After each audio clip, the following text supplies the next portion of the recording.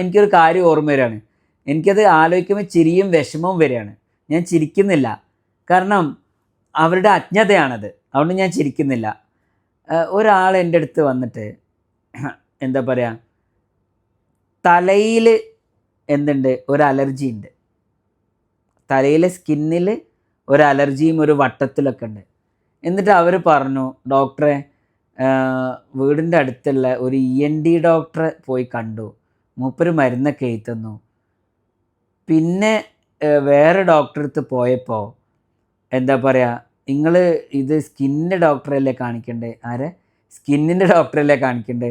നിങ്ങളെന്താ ENT ഡോക്ടറെ കാണിച്ചതെന്ന് ചോദിച്ചപ്പോഴാണ് ഞാൻ മേലോട്ട് നോക്കിയത്. തലയിലുള്ള അസുഖത്തിനൊക്കെ തലേൻ്റെ ഡോക്ടറെ കാണിക്കാൻ വേണ്ടിയിട്ട് ആണെന്ന് വിചാരിച്ചിട്ടാണ് ENT ഡോക്ടറെ അടുത്ത് പോയത്. മൂപ്പരാണെങ്കിൽ അതിനെക്കുറിച്ചൊന്നും പറഞ്ഞതുമില്ല ആ ഡോക്ടർ എന്ന് പറഞ്ഞു. ഇവിടെ 2 അബദ്ധങ്ങളാണ് സംഭവിച്ചത്. ഒന്ന്, ENT ഡോക്ടേഴ്സ് തലയുടെ ഫുള്ള് അസുഖം നോക്കുന്ന ഡോക്ടേഴ്സ് അല്ല. ആ പേരിൽ തന്നെ ഉണ്ട് ENT എന്ന് പറഞ്ഞാൽ ഇയർ നോസ് ത്രോട്ടാണ്. ഇയർ എന്ന് പറഞ്ഞാൽ ചെവി, നോസ് എന്ന് പറഞ്ഞാൽ മൂക്ക്, മൂക്കിന് മുഴുവൻ ഭാഗം ത്രോട്ട്. അതിലാണ് അവർ സ്പെഷ്യലൈസ് ചെയ്തിട്ടുള്ളത്, തല മുഴുവനല്ല. ഒന്നത്.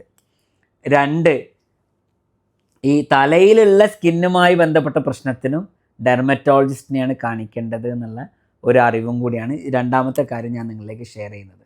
അപ്പോൾ സ്കിന്നിൻ്റെ എവിടെ പ്രശ്നങ്ങളുണ്ടെങ്കിലും, അത് കയ്യിലെ സ്കിന്നിൻ്റെ പ്രശ്നമാവട്ടെ, തലയിലെ സ്കിന്നിൻ്റെ പ്രശ്നമാവട്ടെ, ലൈംഗിക അവയവങ്ങളിലെ സ്കിന്നിൻ്റെ പ്രശ്നമാവട്ടെ, അത് പിന്നെ ഒരു സ്കിന്നിൻ്റെ ഡോക്ടറാണ് അതിൻ്റെ ഒരു സ്പെഷ്യലൈസ് ആയിട്ടുള്ളത് എന്നുള്ളത് മനസ്സിലാക്കുക.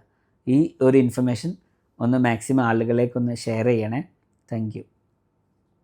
വ്യത്യസ്ത രോഗങ്ങളായിട്ട് വരുമ്പോഴേ ആരെ കാണിക്കണം എന്നുള്ളൊരു കൺഫ്യൂഷൻ പലർക്കും ഉണ്ടാവും. അങ്ങനെ തെറ്റായ ഡോക്ടറെ അടുത്ത് അല്ലെങ്കിൽ അതിൻ്റെ സ്പെഷ്യലിസ്റ്റ്, സൂപ്പർ സ്പെഷ്യലിസ്റ്റ് ഡോക്ടറെ അടുത്തേക്ക് എത്തിപ്പെടാത്ത സിറ്റുവേഷൻ ഉണ്ടാവും. അപ്പോൾ ആളുകൾക്കൊരു അവയർനെസ് കിട്ടാൻ വേണ്ടിയിട്ടാണ് ഈ ഒരു വീഡിയോ.